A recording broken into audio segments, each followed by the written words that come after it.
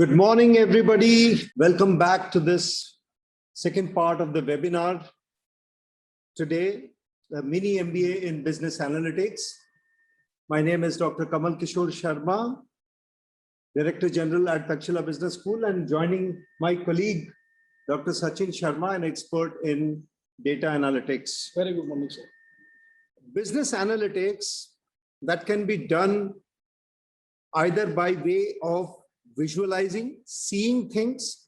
So if they are presented in a better form, for example, a graph, a box plot, a frequency chart, a pie chart, a three-dimensional picture, all of those are ways in which we can visualize data and draw some inferences from it, right? Yes. And then there is the other part is when we want some accurate data, some accurate result, some number out of it, some probability of a certain event happening or not happening, what will work and what will not work. If something works, how much of that will work? All of that is about numbers, where we need those numbers in the form of prediction or prescription. All of that is done by data analysis through the data analysis models, the statistical models, yes, like SPSS, R, any Alteryx, yes, you're right. Buzzword these days. Yes. In fact, it's quite finding a lot of traction these days. So visualization, to be able to draw inferences out of pictures, models that you see, and data analysis by way of analyzing whatever data you have through a computing machine. It could be a laptop, it could be a desktop, it could be a mobile, it could be any machine as well.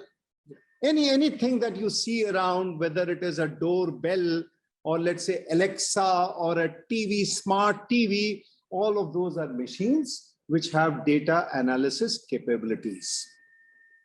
Now in data visualization, we have bar charts, line charts, histograms, box plots. We will have a little bit more, I guess, Dr. Sachin, yes, in a little while from now. Okay.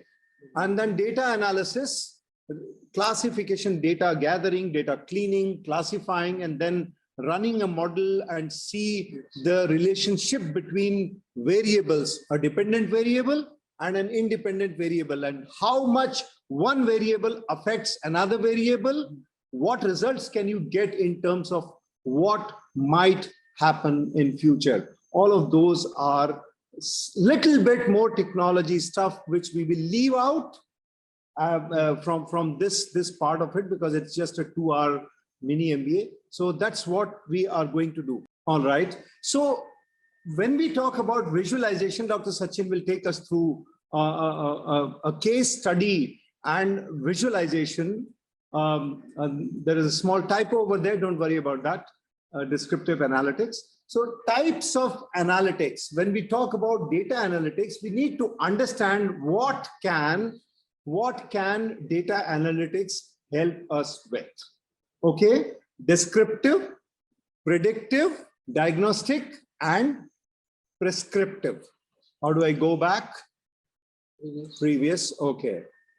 So when we want to clarify ourselves, what are these? Let me take an example. There was a jungle in which there is a lioness. Now, lioness needs a prey, as in an animal every day to eat. So the jungle has database of area of the different kinds of animals, trees, and the behavior of animals. How do they, shikar kaise karte hain, and all that stuff. So all of that database is there with a master called fox. So the lion gives a contract to the fox, who is a data analytics person. He knows all this data and asks the fox to tell about how efficiently, where, and how much she can find her prey. A prey is any animal which a lion and lioness family can eat. Okay, so the fox goes around, finds the data, makes an analysis, and tells the lioness, Your Highness, the east side of the corridor of our jungle, that is where more than 70% of your prey you have found out over time. So 70% of the time, when you have to find, let's say, a goat or a deer, you will find on the east part of the jungle. So half the east direction, and the fox can actually told the lioness the area also in the east part of the jungle where the lioness will find her Probably prey. in evening time or in morning time. Or Yes, and yes, very right. In fact, they will also tell that, you know, there are two water bodies there, and the deers come out at between 11 a.m. to 11:30 a.m. All of what the fox is telling the lioness is descriptive analytics. In fact, in a marketing sense, it is about how much sales has happened in the past, what is happening in the current quarter, and what is the likelihood that the sales of product-wise sales, how much it will happen in the coming quarters. That is about descriptive analytics. So then Fox comes with the next observation that if you go towards east direction, specifically in a 30-degree east direction, there is a 90% chance that at 11:30, a deer you will find who is a male and a grown-up deer. So the fox is predicting for the lioness, where will she find the prey near the water body at 11 o'clock, 30 degrees east of your jungle parameter. And the fox might also include this parameter that it is getting dry and hotter these days as summers are going. So less greenery is there. So number of deers are decreasing and they are moving from this part of the jungle to that part of the jungle. So the fox might include this parameter also in its Great. So all these, the finding the probability of getting a prey at a certain time in a certain direction, or the number of prey is going down because of heat, monsoon and other things, all of that is predictive analytics. So that's what you're predicting on the basis of the data available with you, the likelihood, what will happen in future. All right. So predictive analytics is quite a lot about, you know, in the marketing side, you know, when you have to predict how much sales have happened, how much sales has happened, and based on that, how much sale you can expect in the coming quarter. That is what is predictive analytics. Okay. Then come to diagnostic analytics. It's about, just as you said a little while back, about the overall conditions of, there are other animals also who want prey. There is a tiger also, there is a cheetah also, okay? There are hyenas also. All of them are also looking for the same prey. What is the population of the prey? Why we are not able to find a certain prey at a certain point of time, okay? Why is the probability that the model suggested in your second advice, that model probability is going down? Why all of that is happening? So you need to find out reasons, whether it is monsoon, where there is less water in the pond, whether there is less greenery, whether there are more number of animals who want prey and the number of prey is going down.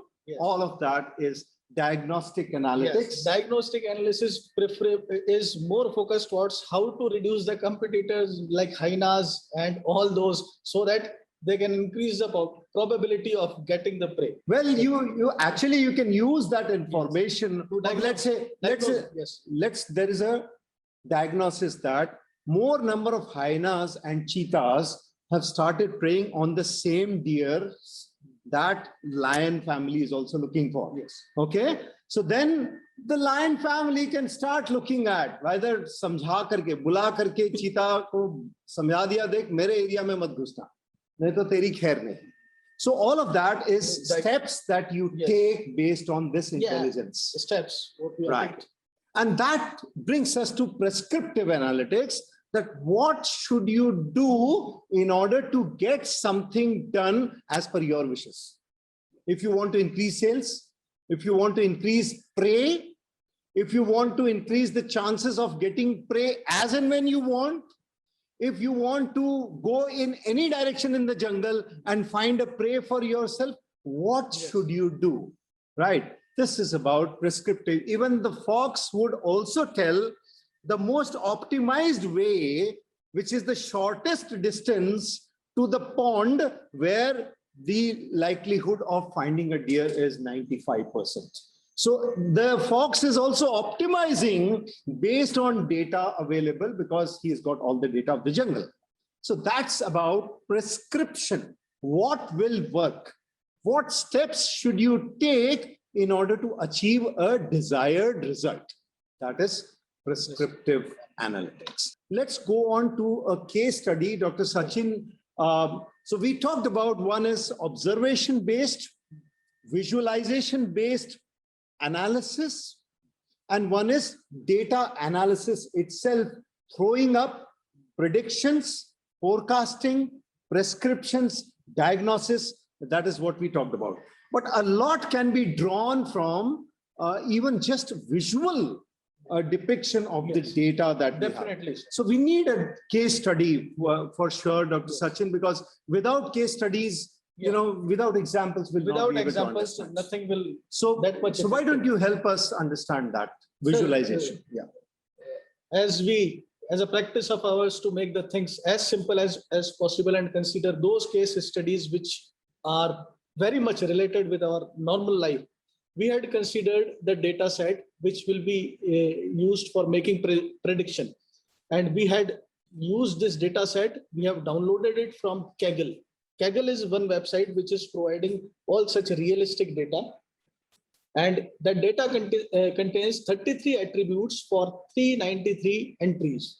Now this data set is the data set of students who are in high school in US. Okay. And a number of parameters are there, like the previous grade of the student, age of the student, gender of the student, how much time the student. Let's see the database. Can we see the database? Of course, sir. Okay, so this is the database. Now let's scroll it a little down. Oh, so there are huge data points there. Let's understand what are these data points. Some of them, let's understand that, right? Let's understand this database, because to be able to do any analysis on something, first we need to understand the database. So the first column is of school. So we had considered the data from two of the school. One is the abbreviation is GP, another is some other school is there, but we had not considered this parameter here in this visualization. Then comes the gender of the student, F for female and M for male. But we have replaced this value in our analysis and we have made 1 for female and 0 for male, because we are working on numeric data. Then comes the age of the student, address of the student. U stands for urban and there is R for rural. We have again replaced it by 0 and 1 because we are working on numbers as usual. Then FAMSIZD is the family size, is the abbreviation of family size. GT3 is greater than 3 and LE3 is less than 3. So that's interesting, Dr. Sachin. What you're saying is even non-numeric data can be converted into numeric data for data analysis, because it's only when you have some data that you can do some analysis. Alphabetical data may be very difficult to analyze, but numbers are easy to analyze because we have a science of mathematics and statistics. One point I would like to add here is this: we have some techniques, what we call natural language processing, that we can use for processing of some articles and to get some inference out of those. But here we are considering only numbers to make the things as simple as possible. Then comes in the F column, it is P status. And P status is the parent status. Two values are there, A and T. A, they are apart. T means living together. T refers to if the parents are living together. A refers to if the parents are living apart. Then there is MEDU, that refers to mother's education level. We have again we have again scaled it from 1 to 4. 1 refers to minimum and 4 refers to maximum level of education of mother. Same with FEDU, mother's job, FM job, father's job, reason for joining that school, guardian of the student, if it is mother or it is father or it is someone else, travel time, how much time it takes for a student to start from his or her home and to reach the school, study time, how much study he or she does after the school time, failures, past failures, how many classes, grades he has failed, and school supplement means some supplementary education tools are provided or assistance is provided by the schools. Family support is there, paid activities, nursery, whether he or she has gone to nursery school or not, whether he or she is having internet facility. Romantic refers to whether he or she is in some kind of relationship, and family relations, free time. And there are these parameters G1, G2, G3. See, G3 is the final parameter in which we are interested in. That is the final grade. So we had done So some G1, G2, and G3 are grades. grades. And this G3 is the final grade Yes. that we want to predict using the data in this model. Yeah. All right. So this is about explanation of the data. And this is the case study. Yeah. And we have 33 attributes and 393 data points. Yes. Okay. And coming up to next slides. Next slide, it is, we had already seen this data set belongs to 395 students of 2 high schools.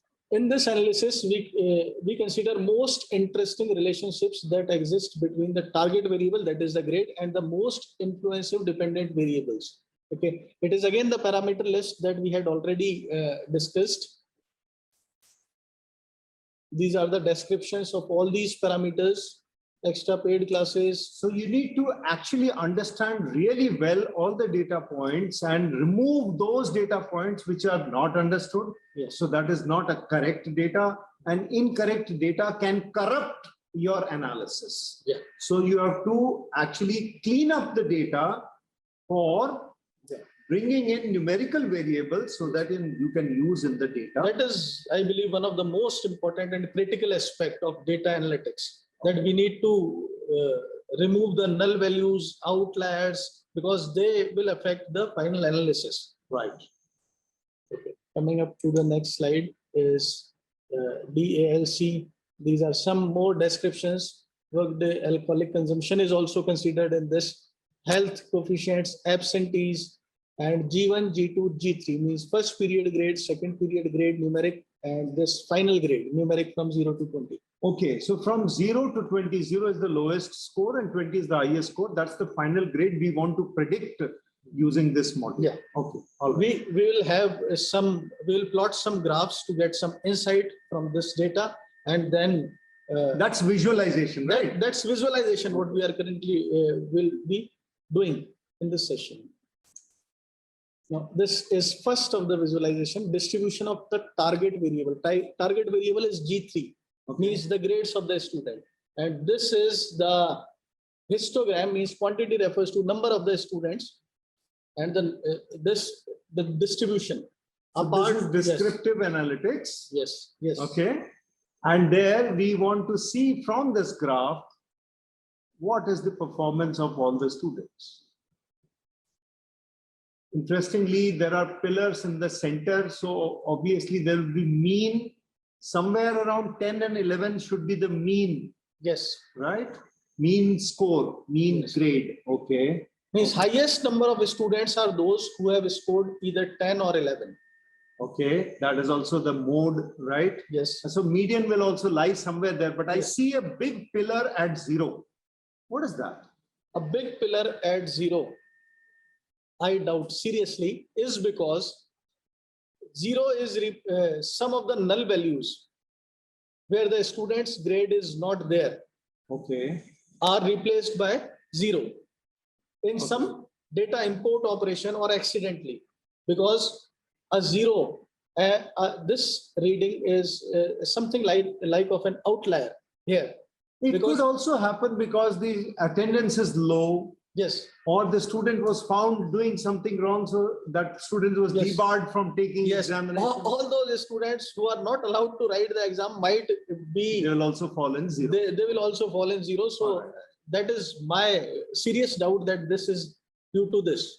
So what we can clearly draw from this is the average grade would lie between, Yes. 9 to 12. But you see that between 8 to 15, we might be having more than 60% of the entire class between 8 to 15. Okay. All right. Okay.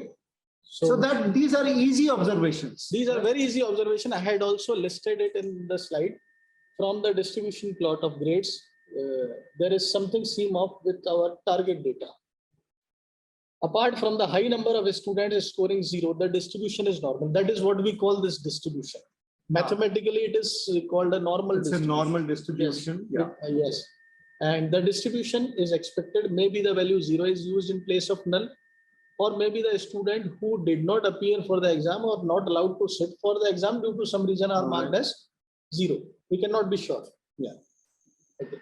But from the checking for missing values in the data, there is no null value because we had analyzed that data. There was no missing value. So maybe grade 0 does not mean null after all, or maybe the value 0 above, values of 0 above have an explanation of the available variable that we can get more insight when we do more analytics over this data. So once you find that visualization of 0, a large pillar on 0 coming in, obviously you'll go back and look at the data, why those zeros, where are those zeros coming from? And so you'll be able to explain, Yes. right? And you will also be able to explain the other numbers, the mean, median, okay, the overall performance of that class in terms of grade, all right, based on past performance. Let's go next. The next visualization, analysis using visualization 2. So see, before going to the next visualization, I had included this particular slide so that the students will have an understanding of the type of graph. Okay. This particular type of graph is called a box plot. And the box plot, see this pillar is there and 2 lines are there. The upper line is called upper whisker. The lower line is called lower whisker. The upper horizontal line is the max value. That small line, The small over the line. upper whisker line, that small line, The small horizontal line. can we show it through a cursor, please? Yes. Yes, this is the top line. This is the maximum. This is the max value of the entire data set. Okay. And similarly, Similarly- this lower horizontal line is the minimum value So the lowest value in this data set. in this data set. All right. So And- the data range is between, let's say, about 216 something to Yes. 335 something. Okay. Yes. All right. And see, starting from the bottom, this say 215 something to 250 Yes. is the range in which the lower 25% of population lies. Okay. So what you mean is, if these are the number of marks Yes. on the y-axis, if these are marks, then 25%, if there are 100 students in the class, 25% of the class got the scores between 215 to 250. Yeah. All right. That's the lower quartile. Lower quartile. Okay. And the box represents the 50% middle quartile. So the entire green box is 50% of Yes. the total observations. So Yes. total students in the class, if there are 100, Then- 50 of them will fall in the green box. Yes. Okay. And similarly for the upper quartile, Similar. that the top 25% students are those who lies from above this box and below this upper horizontal line. So Alright. this is one representation of box and whisker plot, which can give us some insight. There's a middle black line inside the green box. This one. This is the center. This is the median. This is the mean or the median, Oh, whatever yes, you want yes, to draw yes. here. Okay. So that is the average value. Average value. Okay, all right. Let's go over to our case study and see our box plot there. Coming on to the box plot of target variable, the study time. Means on the vertical axis, we have final scores. So the That is grade, the G3 G- that we want to predict. Okay. And at the horizontal axis, we have study time. Means how much time the student devote to his- Outside the school hours, Outside 1 the hour, school hour. 2 hours, 3 hours, 4 hours. Yes. Okay. So this is So that's, fairly normal to see this, since this is descriptive analytics, it is just proving to us that more number of hours of study time leads to higher grades. If you're only looking at the center black line, the level is going from, let's say, 11 to 11.5 to, let's say, 12 to 12.5. yes. So more number of hours of study time leads to higher average grades. Because this purple box is having mean, which is significantly above this 1 hour mean. Yes. So the mean value of students scoring final grades, better final grades, Yes. is greater in case they are studying Studying 4 more hours, time. Yeah, studying sure. more time. So that is the interpretation. I had also written this interpretation here. That's fine. Let's go over to the next. This is the interpretation, length of the study time in a week, and from the diagram, it can be seen that there is a slight tendency for an increase in the mean final grade along with the increase. Now, coming up to one interesting analysis, which is the histogram of with respect to relationship. Yeah, Dr. Sachin, you are young. Probably you are more prone to do this analysis. I'm No. sure you would not have left it No, anyways. Yes, yes. Okay, all right. So that is, but in fact, this is an interesting analysis. So this is a real world, actually. You can't actually, rule out that, students of these days in class 11, 12, even lower classes, they may not have relationships. Whether it's one way or two ways, that's not something we are That's concerned fine, about. yes, yes. Okay, all right. So this is the So this is histogram. high school data. Yes, So the, yes. the kids are grown up. Yes, So they would be in relationships. Okay. and you can see from this graph, Oh, yes. Okay. I can see. there are Ajab. red color and blue color. So red color is where you do not have a relationship, Yes. and blue is where you have a relationship. Yes. Obviously, having a relationship is impacting the grades. Yes. Okay. And I can also see the grade 19 and 20, none of them, the highest grades, none of them have any relationship. Yeah. So So I can also see a grade 4, Hmm. and I can relate to probably a grade 4. who is in relationship?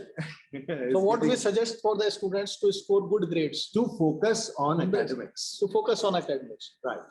Okay. So right from this graph, it is the first inference from this graph that more number of students are those who are not in relationship. Oh, yes, the red ones are larger. Larger. Okay, so if you do not have a relationship going strong, then you are more likely to get a higher grade. Yeah. Or within that grade, within the same grade also, more number of people are not having relationships. So that is why that's a good inference that you can draw. And one that you have directly deduced that the students who are scoring high grades, none of them are in relationship. So that is the inference. I had Alright. tabulated That's it fine. also, is less than who are not. From the diagram, the distribution of the final grades is somewhat similar, but for high final grades, it tend to be owned by many of the students who are not in. So that's what we. That's what we had discussed. Coming up to the next slide. Past failure, seriously affecting. Oh, yes, we can see that if you did not ever have a past failure, the entire class average is around 11.5 that we saw in the first visual as well. But as we draw inferences from past failures, for those students who had one failure, the average fell down to 10. 2 failures, the average fell down to about 8 or something. 7.5. Right? Yes. And then if you had 3 pass failures, the average is somewhere around 7.6. So That's very clear from this that, past failures connect very heavily Yes. to a grade in the future. It is the most influential parameter for final grade as far as this data is concerned, Okay. that it is seriously affecting our target. All right. group. Let's go quickly. We need to finish and we take Okay. more questions. Okay, so and it answers. is for That's this fine. correlation between this. Okay. More students, it is the same interpretation that we had already discussed. Okay, free time after school. This is yet another visualization visualization only can give us, visualization itself can give us some inference. And So- it can also confuse us.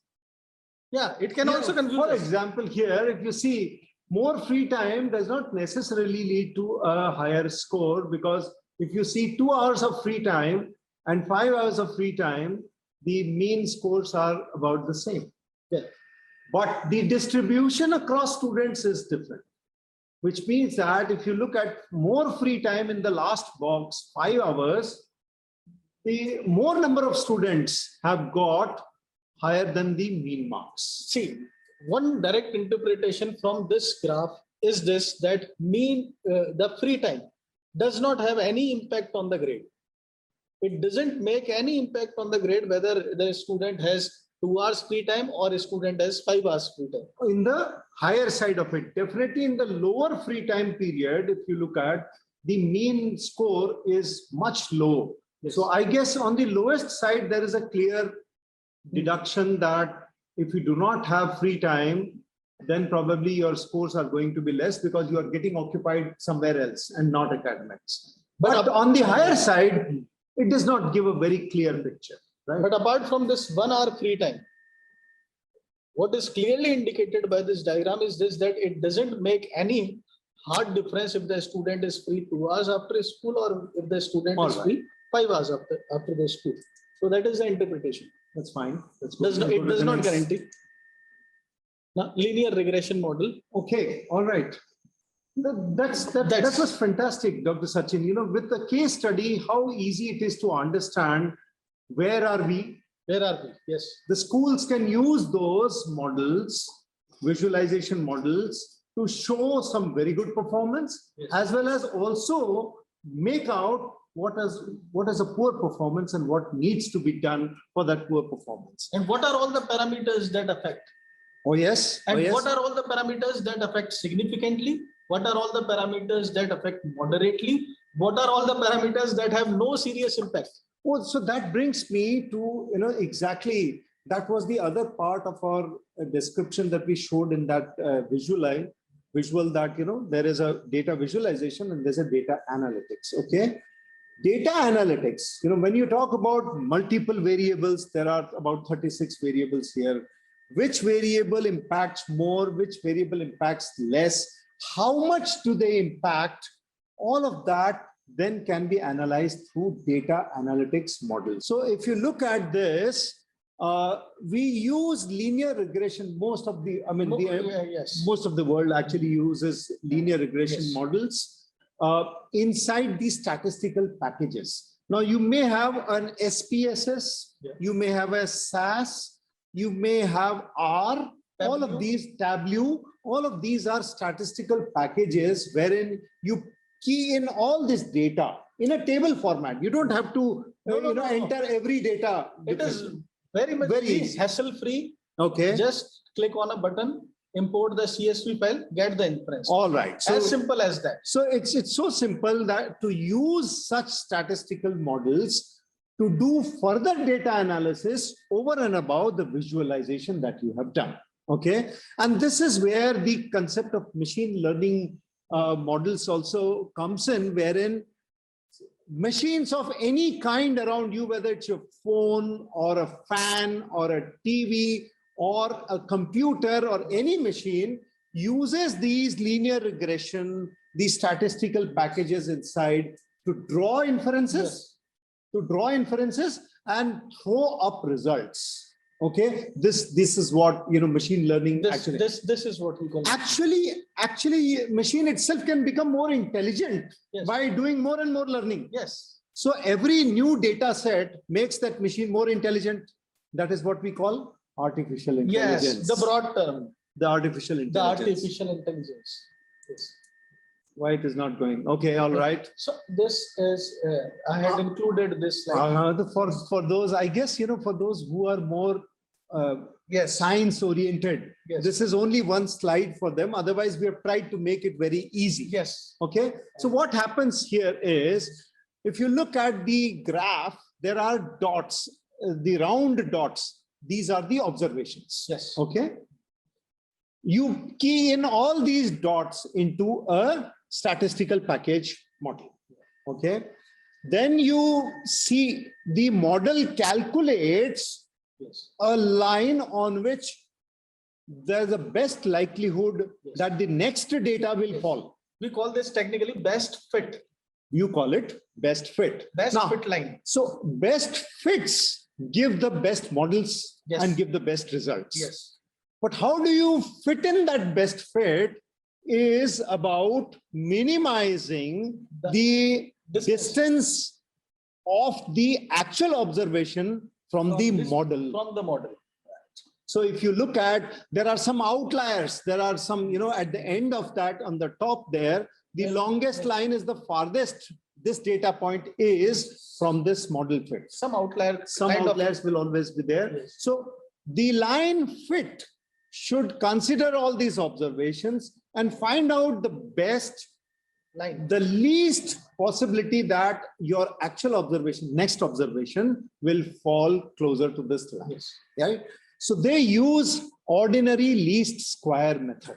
Yes. So what do they do is actually calculate the distance of all these data points from the model fit line, They square and it then they square it and try to and minimize it. yes, square, because some of the distances are mathematically negative, which falls below, some are positive. So a square of a number is already Always positive. always positive. That's very good. So That's that very is good. why it is square. So that is how, and so if you have to compare two models, the one which gives the least, this R square, what we call, is the one, better model. Is the one which is better. That's all we will discuss in terms of, the science. Okay. This is one slide that I had included just to give our audience a feel of R, how they can do this, how can they find out this model, how can they find out what is the best line.